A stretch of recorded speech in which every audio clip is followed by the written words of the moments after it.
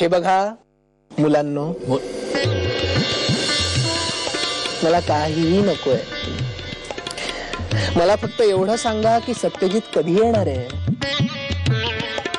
ते आम्हालाच ठाऊक नाहीये. अच्छा, निघा.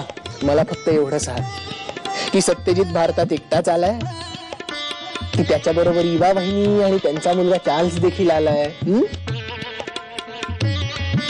इवा? हो, इवा कोण? त्याची बायको.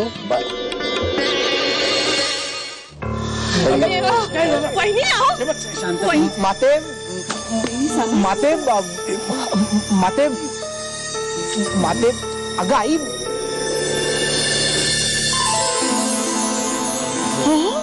सत्यजित? सॉरी सॉरी काय सॉरी? ती काय चेष्टा करायची पद्धत आहे का रे आई? खरंच सॉरी आई, खरंच सॉरी. आई मला माहितीये की आपल्या घरी कसली तरी चर्चा चालू आहे. तू, बाबा, मार्तंड मामा सगळेजण त्या कुठल्या तरी स्थळाबद्दल बोलता ना, लग्नाचं घाटताना. लग्नाचीच चर्चा चालू आहे आणि काही चोरून करत नाही आम्ही. अगाई पण त्यात तुम्ही मला विचारतच नाही आहात. कोण तू? सासू आहेस माझी? काजे सासू आहेस? संबंध काय तुझा? असं कसं? जर तुम्ही माझ्या लग्नाविषयी ठरवत असाल तर माझ्याशी बोलणार नाही? एक मिनिट, तुला कोणी सांगितलं आम्ही तुझ्या लग्नाविषयी बोलतोय म्हणून? अच्छा अच्छा, आपणच ठरवलं. मी घरातली मोठी आहे, माझं लग्न पहिल्यांदा झालं पाहिजे.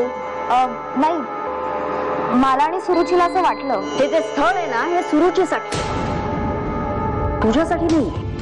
एक विनंती आहे, हे सगळं सुरळीत पार पडेपर्यंत 2 हात लांबच राहायचं. असं वाटतंय का की लहानपणापासून आईला तू आवडतच नाहीस? तिने तुझ्यावर एवढं प्रेम केलं इतकी वर्ष, ते सगळं खोटं होतं का? सुरू, शांत हो. वाटलंच तर हा विषय आपण इथेच थांबूया. नको, कळू दे मला की तुझ्या डोक्यात काय किडा वळवळतोय ते. मला वाटतंय की मी तिची मुलगी नाहीये. वा, ग्रेट. म्हणजे आयुष्यभर आपल्यासाठी जिने मर धावून धावून हजारो गोष्टी केल्या, त्या आईला तू आज रिटर्न गिफ्ट देतेस. तिची मुलगी नाहीस म्हणून. हा कृतज्ञपणा आहे असं नाही वाटत तुला? तिने माझ्यासाठी काहीच केलं नाही असं नाही म्हणत मी. तिने माझ्यासाठी खूप काही केलंय, अगदी पोटच्या पोरीसारखं. कारण तिच्या पोटच्या पोरीच आहोत आपण. मग तुझ्या माझ्या तुझवं डावं का केलं तिने? ओ आय सी.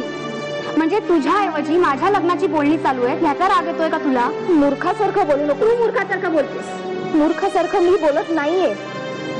आणि ज्याबद्दल मी बोलतेय ना, त्याबद्दल तुला माहितीच नाही असं नाहीये. मी गाणं शिकायचे, तू नाच शिकायचीस. घरी पाहुणे आले की तू नाचून दाखवायचीस, तुझं कौतुक व्हायचं. आणि सगळे घरातले पाहुणे निघून गेले ना की मग बाबा यायचे मला समजवायला, माझं कौतुक करायला. आठवतंय ना तुला? हो. म्हणजे अगदी लहान असताना ह्या सगळ्या गोष्टी नाही जाणवल्या मला. खरं तर अनेकदा माझं जास्त कौतुक व्हायचं तेव्हा मला बरं वाटायचं, खोटं नाही सांगत. पण जसजशी मी मोठी झाले तसं कॉन्शियसली सबकॉन्शियसली मलाही वाईट वाटायचं. आणि मला सांगता या, आपल्या आतापर्यंतच्या आयुष्यात असे क्षण किती वेळा आले? आणि आनंदाचे क्षण ह्यापेक्षा कितीतरी जास्त आले ना? मग लगेच मी तिची मुलगी नाही असं पराकोटीचं कशाला बोलायचं? पण आता तू आहेस ना समोर, म्हणून सगळं स्पष्ट बोलते.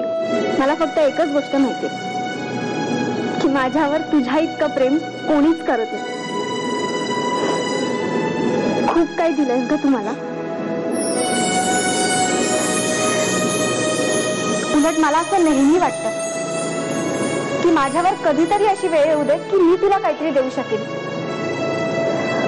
सुरू, तू मला काही देऊ नकोस. फक्त मनमोकळेपणाने बोलताना किंवा रडताना तू माझ्या जवळ अस.